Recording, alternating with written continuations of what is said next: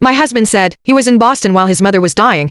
Then I found out where he really was. Throwaway account because I honestly don't know who I can trust anymore. I called my husband 30 times while his mother was fighting for her life. He ignored every single call. On the 31st call, he finally answered. "Stop calling me like a crazy woman, Clara," Grant snapped. "I told you I'm in Boston. I'm handling negotiations." I froze because there was something in the background. Waves. And then I heard a woman laughing. Not just any laugh. The kind of laugh you hear when someone is sitting on a beach, drinking, and having the time of their life. I looked at Vivian. My mother-in-law was lying in a hospital bed beside me. Her breathing was shallow. Her eyes were barely open, and she was dying. "Grant," I said quietly, "your mother needs you." There was a long silence. Then he sighed. "I can't deal with this right now." And he hung up. That was the last time I spoke to my husband that day. Because about 20 minutes later, Vivian died. And I was the only person beside her. I was the one who held her hand. I was the one who signed the paperwork. I was the one who called the funeral home. And I was the one who eventually brought her ashes home. Grant didn't even know his mother was dead. When I got home, I placed a white urn on the fireplace mantel. Then I sat on the couch and stared at it. I'd spent 20 years caring for that woman. I'd bathed her, fed her, helped her get dressed, sat beside her through countless hospital visits. I had learned to understand her even when she couldn't speak properly anymore. And somehow,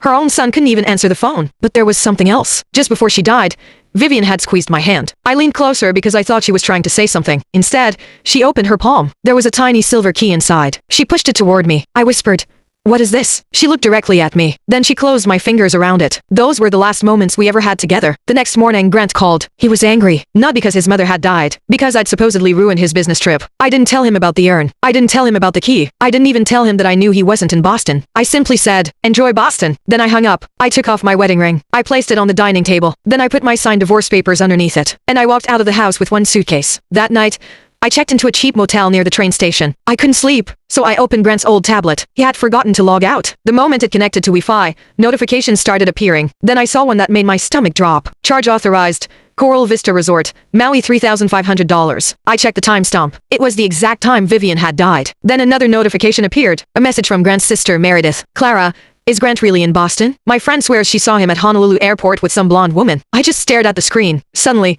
everything made sense. The waves, the woman's laughter, the mysterious business trip. He wasn't in Boston. He was in Maui, with another woman. And while he was enjoying his vacation, his mother was dying. But that wasn't even the worst part. The next morning, I went to see an attorney named Malcolm Pierce. He had approached me at Vivian's memorial and told me something strange. Vivian left instructions, he said. I didn't understand what he meant until I placed a silver key on his desk. His entire expression changed. He stood up, locked the office door, then opened a safe. From inside, he pulled out an old wooden lockbox. My hands were shaking. Inside was a handwritten will. It had been signed 3 months earlier, and Vivian had left everything to me. The house, her savings, her investments, everything. Not Grant. Me. I couldn't believe it. Then I noticed a handwritten note at the bottom. There was only one sentence. Clara stayed. My son did not. Let him learn what that costs. I started crying, because suddenly I understood why Vivian had given me that key. She had known her son wasn't the man I thought he was. 2 weeks later, my divorce was finalized. Grant finally returned from Maui. But when he arrived home, the house was empty. His bank accounts were frozen. His mother was gone. His marriage was over. And waiting for him was a letter from attorney Malcolm Pierce. I never saw him again. I kept the little silver key on a chain around my neck. Sometimes I still dream about that night. Sometimes I hear ocean waves in my sleep. But I don't hear them the way I used to. Because now, when I hear the ocean, I remember the moment I finally chose myself. And honestly, that little silver key didn't just unlock Vivian's secret. It unlocked my freedom.